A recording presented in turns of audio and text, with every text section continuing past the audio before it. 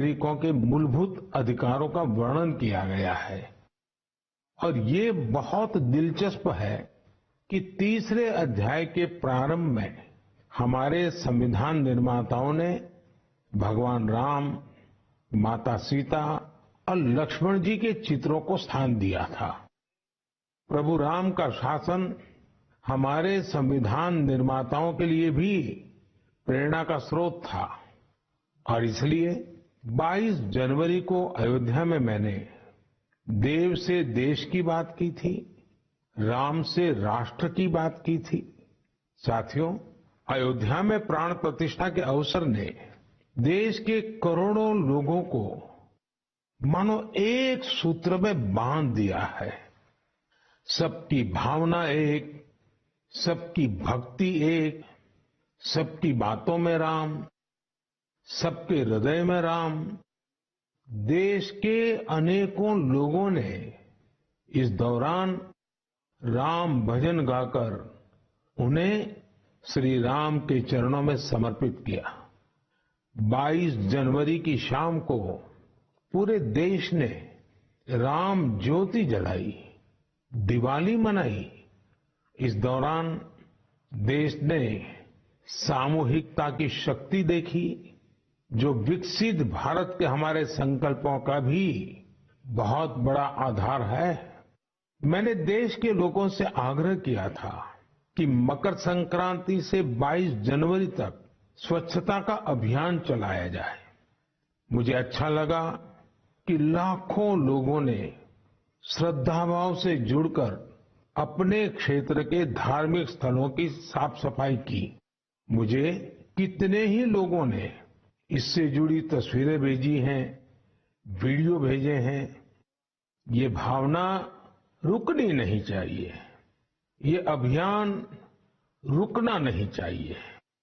सामूहिकता की यही शक्ति हमारे देश को सफलता की नई ऊंचाई पर पहुंचाएगी।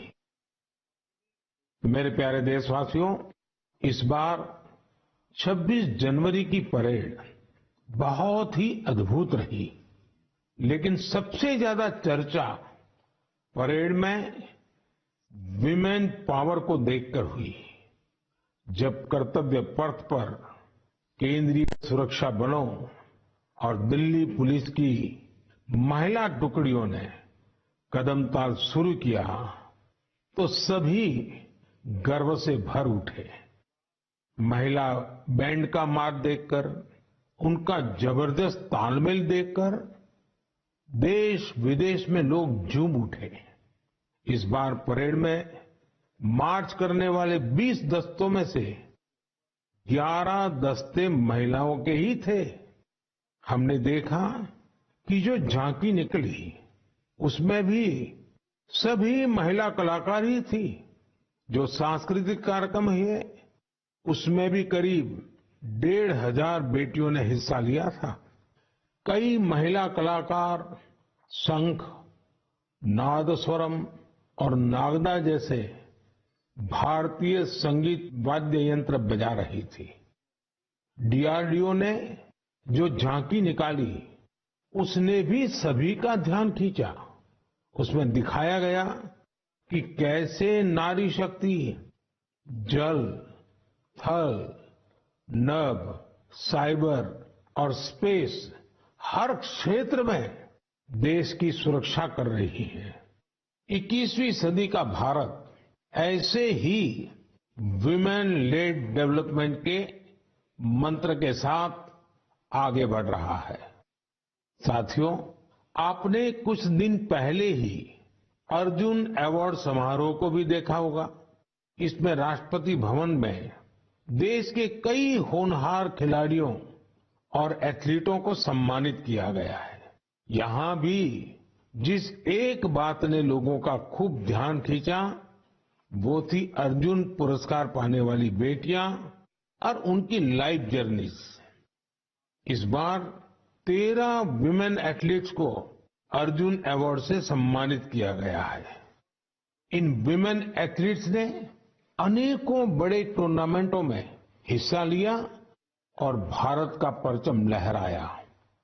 शारीरिक चुनौतियां, आर्थिक चुनौतियां इन साहसी और टैलेंटेड खिलाड़ियों के आगे टिक नहीं पाई। बदलते हुए भारत में हर क्षेत्र में हमारी बेटियां, देश की महिलाएं कमाल करके दिखा रही है। एक और क्षेत्र है जहां महिलाओं ने अपना परचम लहराया है, वो है सेल्फ हेल्प ग्रुप। आज विमेन सेल्फ हेल्प ग्रुप्स की देश में संख्या भी बढ़ी है और उनके काम करने के दायरे का भी बहुत विस्तार हुआ है। वो दिन दूर नहीं जब आपको गांव-गांव में, खेतों में नमो ड्रोन दीदियां ड्रोन के माध्यम से खेती में मदद करती हुई दिखाई देगी। मुझे यूपी के बहराइच में स्थानीय चीजों के उपयोग से बायो फर्टिलाइजर और बायो पेस्टिसाइड तैयार करने वाली महिलाओं के बारे में पता चला। सेल्फ हेल्प ग्रुप से जुड़ी निबिया बेगमपुर गांव की महिलाएं गाय के गोबर, नीम की पत्तियां और कई तरह के औषधीय पौधों को मिलाकर बायो फर्टिलाइजर तैयार करती हैं। इसी तरह ये महिलाएं अदरक, लहसुन, प्याज और मिर्च का पेस्ट बनाकर ऑर्गेनिक पेस्टिसाइड भी तैयार करती हैं। इन महिलाओं ने मिलकर उन्नति जैविक इकाई नाम का एक संगठन बनाया है। ये संगठन बायो प्रोडक्ट्स को तैयार करने में इन महिलाओं की मदद करता है। इनके द्वारा बनाए गए बायो फर्टिलाइजर और बायो पेस्टिसाइड्स की मांग भी लगातार बढ़ रही है। आज आसपास के गांवों के 6000 से ज्यादा किसान इनसे बायो प्रोडक्ट खरीद रहे हैं। इससे सेल्फ हेल्प ग्रुप से जुड़ी इन महिलाओं की आय बढ़ी है और उनकी आर्थिक स्थिति भी बेहतर हुई है। मेरे प्यारे देशवासियों, मन की बात में हम ऐसे देशवासियों के प्रयासों को सामने लाते हैं जो निस्वार्थ भावना के साथ समाज को, देश को सशक्त करने का काम कर रहे हैं। ऐसे में 3 दिन पहले जब देश ने पद्म पुरस्कारों का ऐलान किया है, तो मन की बात में ऐसे लोगों की चर्चा स्वाभाविक है। इस बार भी ऐसे अनेकों देशवासियों को पद्म सम्मान दिया गया है, जिन्होंने जमीन से जुड़कर समाज में बड़े-बड़े बदलाव लाने का काम किया है। इन इंस्पायरिंग लोगों की जीवन यात्रा के बारे में जानने को लेकर देश भर में बहुत उत्सुकता दिखी है। मीडिया की हेडलाइन से दूर, अखबारों के फ्रंट पेज से दूर ये लोग बिना किसी लाइमलाइट के समाज सेवा में जुटे थे। हमें इन लोगों के बारे में पहले शायद ही कुछ देखने सुनने को मिला है, लेकिन अब मुझे खुशी है कि पद्म सम्मान घोषित होने के बाद ऐसे लोगों की हर तरफ चर्चा हो रही है। लोग उनके बारे में ज्यादा से ज्यादा जानने के लिए उत्सुक है। पद्म पुरस्कार पाने वाले ये अधिकतर लोग अपने अपने क्षेत्र में काफी अनूठे काम कर रहे हैं। जैसे कोई एम्बुलेंस सर्विस मुहैया करवा रहा है, तो कोई बेसहारों के लिए सिर पर छत का इंतजाम कर रहा है। कुछ ऐसे भी हैं जो हजारों पेड़ लगाकर प्रकृति संरक्षण के प्रयासों में जुटे हैं।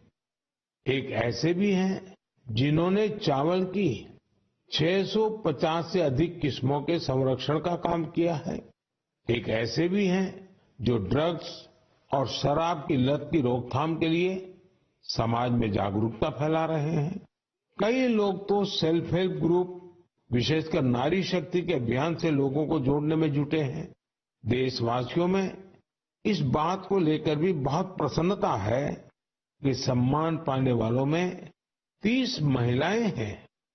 ये महिलाएं जमीनी स्तर पर अपने कार्यों से समाज और देश को आगे ले जा रही हैं। साथियों, पद्म सम्मान पाने वालों में हर किसी का योगदान देशवासियों को प्रेरित करने वाला है। इस बार सम्मान पाने वालों में बड़ी संख्या उन लोगों की है जो शास्त्रीय नृत्य, शास्त्रीय संगीत, लोक नृत्य, थिएटर और भजन की दुनिया में देश का नाम रोशन कर रहे हैं। प्राकृत, मालवी और लंबाड़ी भाषा में बहुत ही शानदार काम करने वालों को भी ये सम्मान दिया गया है। विदेश के भी कई लोगों को पद्म पुरस्कार से सम्मानित किया गया है, जिनके कार्यों से भारतीय संस्कृति और विरासत को नई ऊंचाई मिल रही है। इनमें फ्रांस, ताइवान, मैक्सिको और बांग्लादेश के नागरिक भी शामिल है। साथियों, मुझे इस बात की बहुत खुशी है कि पिछले एक दशक में पद्म सम्मान का सिस्टम पूरी तरह से बदल चुका है। अब ये पीपल्स पद्मा बन चुका है। पद्म सम्मान देने की व्यवस्था में कई बदलाव भी हुए हैं। अब इसमें लोगों के पास खुद को भी नॉमिनेट करने का मौका रहता है।